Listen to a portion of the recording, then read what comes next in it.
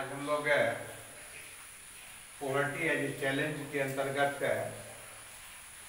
पहले स्पष्ट करेंगे कि जो गरीबी है भारतवर्ष में खास करके उसके जो कारण है, फिर उसका क्या समाधान हो सकता है उसको दूर करने के लिए। फिर एक डायग्राम आप देख रहे हैं, इसमें जरा समय लगता है, तो इस डायग्राम में दर्शाया गया है किस राज्य की किस प्रकार की स्थिति है। इकोनॉमिक सर्वे 2013-14 के आधार पर इस प्रकार का डाटा प्रस्तुत किया गया है, आपके पुस्तक में भी है। तो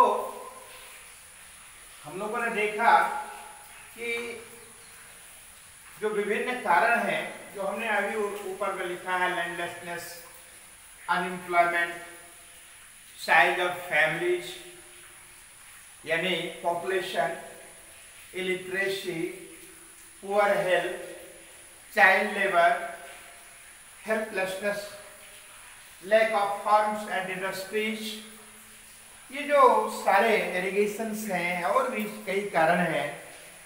तो उपविभाजन अपखंडन है जो हम कल डायग्राम से बताए थे। तो ये सारे कारण गरीबी के लिए, और गरीबी एक अभिशाप है, गरीबी को दूर करना चाहिए। इसके लिए जितने भी कॉजेज हैं, आप याद रखेंगे, आपको सुविधा होगी ध्यान में स्मरण में रखने के लिए कि जितने भी कॉजेज हैं, इस कॉजेज को आप उलट दें। जितने भी कॉजेज हैं, इस कॉजेज को यदि आप उलट दें तो वो पॉवर्टी को समाप्त करने के लिए, रिमूवल के लिए, दूर करने के लिए वो उपाय के रूप में जाना जाएगा। ठीक है ना। अब जैसे लैंडलेसनेस है, भूमिहीनता की स्थिति है, तो क्या करना है? तो जनसामान्य के बीच में जो लैंडलेसनेस है, जो लैंडलेस है, तो उनके बीच में जमीन आवंटित करना। आप लोगों ने सुना होगा, पढ़ा होगा कि भूदान आंदोलन एक समय में चलाया गया था। क्या था कि ऐसे भी ढेर ऐसे हजारों लाखों में लोग थे भारतवर्ष में जिसके पास बित्ता भर जमीन, फुट भर जमीन नहीं थी, और ऐसे भी सैकड़ों हजारों में थे जिनके पास इतनी जमीनें थी कि स्वयं व्यक्ति को पता नहीं होता था कि और कहां कहां अपनी जमीन है। तो इस प्रकार से भूमि का जो असमान वितरण है, उस असमान वितरण को कम करना। तो कम कैसे होगा? किन्हीं के पास में जमीन है, उनसे आप जमीन छीनना लेना चाहेंगे, दूसरे को देना चाहेंगे, सहज रूप से देगा? नहीं देगा, कतई नहीं देगा। तब क्या करना है? एक आंदोलन चलाया गया। वो आंदोलन था भूदान, भूमि का दान कीजिए। इससे जन कल्याण का कार्य होगा, आपका नाम होगा, आप जनता के कल्याण के लिए कार्य करेंगे। मर जाएंगे, क्या लेके जाएंगे? इसीलिए कुछ दान पुण्य कीजिए। और प्रेरित किया गया, कुछ दान पुण्य भी हुआ। तो ऐसे जमीनों को भूमिहीनों को बीच में बांटना। फिर सरकार के द्वारा एक स्कीम बनाई गई कि एक लिमिट के अंतर्गत, एक सीमा के अंतर्गत, यदि किसी लैंडलॉर्ड को जमीन है तो ठीक है, उससे यदि ज्यादा है तो वो जमीन शीलिंग के अंतर्गत क्या होगा? तो सरकार सीज कर लेगी और उन्हें गरीबों के बीच में, दीनहीनों के बीच में, भूमिहीनों के बीच में बांट देगी। तो कहा जाता है कि तू डाल तुम्हें पात पात। कई ऐसे बड़े बड़े जमींदारों ने क्या किया जिनकी मंशा बहुत अच्छी नहीं थी, उन्होंने क्या किया, अब जैसे उनके पास 500 एकड़ जमीन है तो कुछ बेटा के नाम से लिख दिया, कुछ पत्नी के नाम से लिख दिया, कुछ पोता के नाम से लिख दिया, कुछ नाती के नाम से लिख दिया, कुछ उनके नाम से लिख दिया, कुछ दामाद के नाम से लिख दिया, बेटी के नाम से लिख दिया, ताकि अधिक से अधिक जमीन को बचाया जा सके। लेकिन फिर भी पर्याप्त मात्रा में जमीन ऐसे सीलिंग आदि के अंतर्गत जो सरकार के द्वारा नियम बनाए गए उसके तहत जमीन प्राप्त हुई और वो लैंडलेसनेस जो है उनके बीच में बंटवारा का कार्य, दिनहीनों के बीच में बंटवारा का कार्य, फिर जो डिफेंस में है और जमीन नहीं है उनको, तो ऐसे सैनिकों के लिए भी भूमि आवंटित सरकार की ओर से की गई। इसका मतलब ये हुआ कि जो बहुत ज्यादा मात्रा में जमीन रखे हुए हैं उसमें से थोड़ी बहुत मात्रा में जो जमीन सरकार के पास उपलब्ध हो जाए, आ जाए, उन जमीनों को ऐसे भूमिहीनों को बीच में दिया जाएगा ताकि बहुत ज्यादा जो असमान वितरण है उसको कम किया जा सके, उसकी भरपाई की जा सके और ऐसे लोग अपनी जमीन को समझकर पूरी ईमानदारी वफादारी के साथ कार्य करेगा तो उत्पादन में उनकी सक्रिय सहभागिता मानी जाएगी। उत्पादन ज्यादा होगा, उत्पादन ज्यादा होगा तो इनकम में वृद्धि होगी, इनकम में वृद्धि होगी तो स्वतः गरीबी दूर होगी, कम होगी। तो क्या हुआ, तो इसको आवंटित करना है भूमिहीनों को। अनएम्प्लॉयमेंट, तो बेरोजगारी की समस्या को दूर कैसे करना है, तो विभिन्न प्रकार के केवल कृषि पर ही आश्रित नहीं करके अन्य प्रकार के जैसे कि प्राइमरी सेक्टर से सेकेंडरी सेक्टर में डालना, सेकेंडरी सेक्टर और टर्टियरी सेक्टर्स में डालना, तो उससे क्या होगा कि बेरोजगारी में कमी आएगी। तो बेरोजगारी को भी कम करके गरीबी को हम कम कर सकते हैं, दूर कर सकते हैं। मैंने ठीक कहा था अभी कि जितने भी कारण है उसको उलट करके आप यदि प्रूफ करेंगे, एक्सप्लेन करेंगे, वो सारे के सारे कारण गरीबी को दूर करने का, गरीबी को मिटाने का कारण बन जाएगा, उपाय के रूप में बन जाएगा। अब है साइज ऑफ फैमिली, तो साइज ऑफ फैमिली क्या है, तो जनसंख्या का आकार, तो इसको धीरे धीरे कम करना है। भारतवर्ष की स्थिति यह है, अभी चाइना विश्व में नंबर 1 है और इथलाता है, भारत की ऐसी उर्वरता है, मैं व्यंग्यात्मक रूप में कह रहा हूं कि कुछ अपने आप को धर्म से जोड़ लेते हैं समुदाय, किंतु सबको विचार करना चाहिए, चिंता करना चाहिए कि एक या दो यदि परिवार में सदस्य की संख्या तक रहने देते हैं सीमित, तो संभव है कि जनसंख्या में जो बेतहाशा वृद्धि हो रही है उसमें कमी आएगी। तो और जब जनसंख्या में कमी आएगी तो अनएम्प्लॉयमेंट की समस्या ऐसे भी कम होगी, अनएम्प्लॉयमेंट की समस्या कम होगी तो गरीबी भी कम होगी, बेरोजगारी भी कम होगी। तो इसलिए पॉपुलेशन पर भी नियंत्रण करने की आवश्यकता है।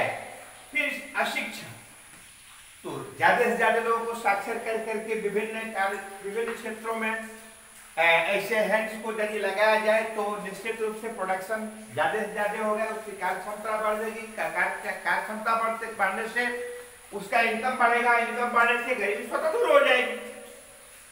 तो फिर उसके बाद है हेल्थ, पुअर हेल्थ, यदि पुअर हेल्थ है उसमें यदि स्वास्थ्य में सुधार हो जाए तो इन द लॉन्ग रन क्या होता है कि उसकी इफिशियंसी बढ़ती है, जब इफिशियंसी बढ़ती है तो प्रोडक्शन में उसका सक्रिय योगदान होता है, तो स्वतः गरीबी कम होगी, दूर होगी।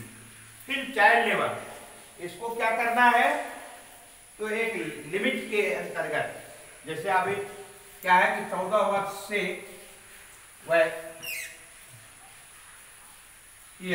14 ईयर्स से कम उम्र के बच्चों को क्या करना है, तो बड़े हैवी कार्यों में नहीं लगाना है, उसको उस समय तक शिक्षा दीक्षा देनी है, साक्षर बनाना है। तो उससे क्या होगा कि फिर बाद में उस योग होने पर फिर उसे विभिन्न कार्यों में लगाना है।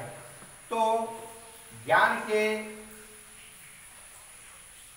विकास के कारण, ज्ञान हो जाने के कारण और एक सीमा में क्या होगा कि जब बड़ा हो जाता है उसके बाद जब उसकी उन्हें कार्य में लगाया जाता है तो उसके स्वास्थ्य पर भी बुरा प्रभाव नहीं पड़ेगा और वो अधिक से अधिक सर्वाइव करेगा उत्पादन कार्यों में, सक्सेस होगा उत्पादन कार्यों में। फिर हेल्पनेस, ये और सहायता की विभिन्न माध्यमों से उन्हें सहयोग करके, सहायता करके उन्हें ऐसे दूध फैमिलीज और the community who are helpless,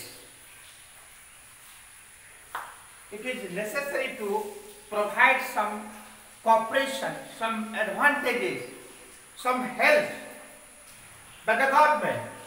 It is a important thing. यानी यह आवश्यक है कि सरकार के द्वारा विभिन्न सहयोग प्रकार के सुविधा को प्रोवाइड करके ऐसे जो हेल्पलेसनेस है उनको हम अधिक से अधिक इनकरेज कर करके उत्पादन काल में उसकी सक्रिय योग्यता, सहभागिता को प्रस्तुत करवा सकते हैं। फिर है फार्मेसी इंडस्ट्री को हम ज़्यादा से ज़्यादा एस्टेब्लिश करके हम क्या करेंगे, तो रोजगार के अवसर को सृजित करेंगे, तो निश्चित रूप से हमारा उत्पादन, हमारा आय आदि में वृद्धि होगी और निश्चित रूप से गरीबी जाती रहेगी। तो इस तरह से ये सारे कारण गरीबी में उपाय हैं गरीबी को दूर करने के। हमने कहा पहले ही कि जो कारण है गरीबी के उसी को उलट दीजिए तो उपाय के रूप में होगा। अब है कि सरकार के द्वारा क्या क्या कुछ कदम उठाए गए हैं अलग से, उस पर भी हम लोग को विचार करना, वो अगले दिन करेंगे। किंतु अभी जो आप डाटा देख रहे हैं इसको थोड़ा सा हम चर्चा कर देना चाहते हैं कि इस तरफ में OX और OY रेखा चित्र है, इसमें हमने स्पष्ट किया है कि डिफरेंट स्टेट्स को OX एक्सिस पर, डिफरेंट स्टेट्स को, कुछ स्टेट्स को मैंने दिखाने का कार्य किया है और OY एक्सिस पर हमने poverty in percentage, poverty line, all those people who are under poverty line we have presented on the diagram. हमने इसको प्रस्तुत किया है डायग्राम में।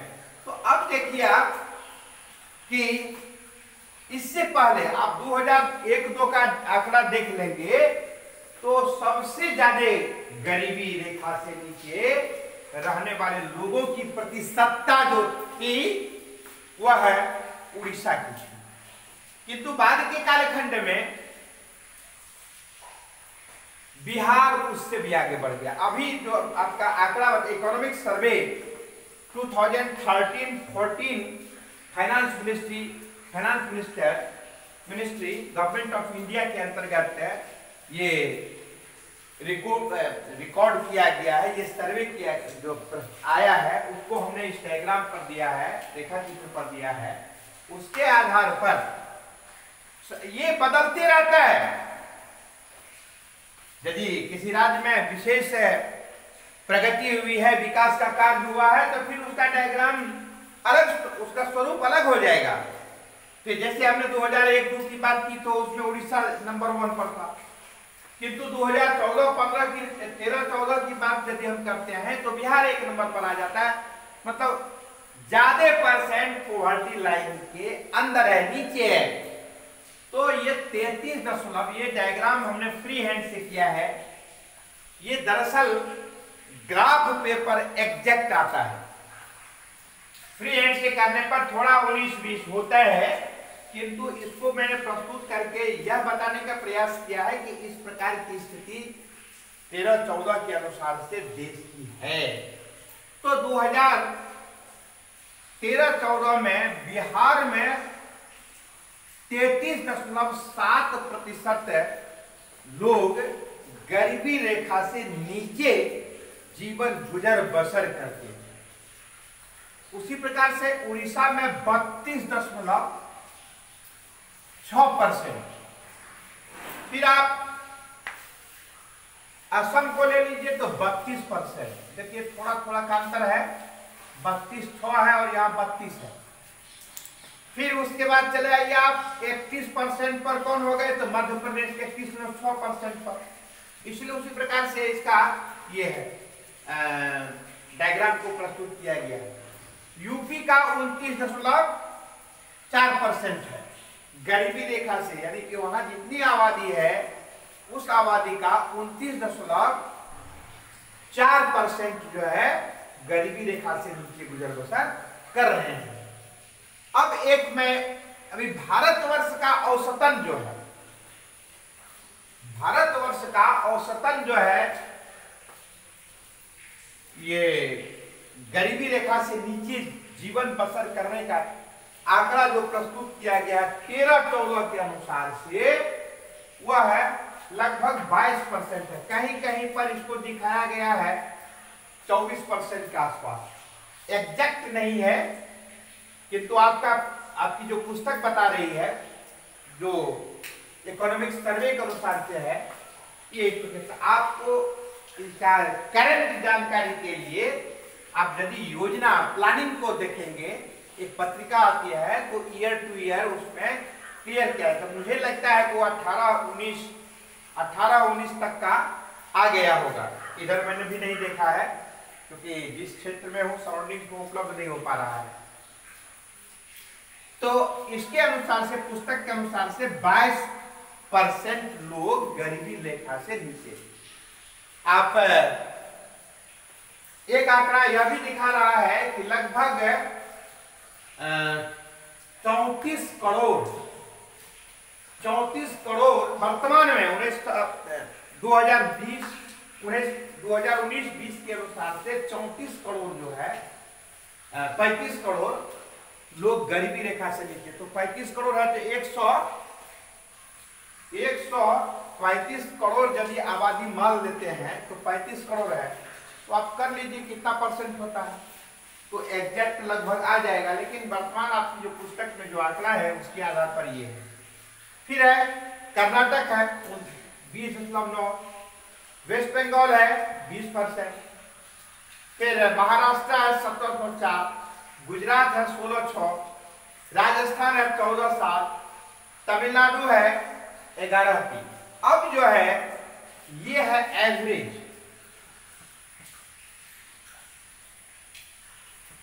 Average line all over India, all India, ठीक है।